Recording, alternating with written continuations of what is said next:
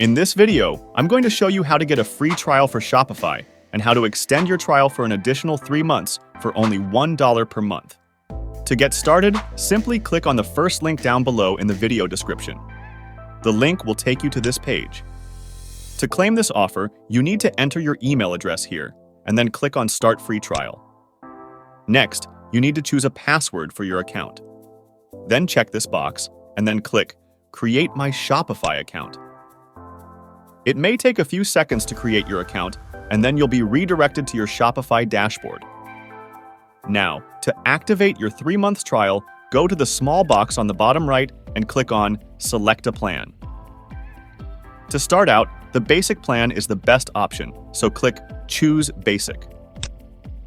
On the right, you'll see the exact plan details. You'll pay $1 every month, and after 3 months, it'll be $39 per month. And don't worry, during your trial, you can always cancel your plan, so there's absolutely no risk.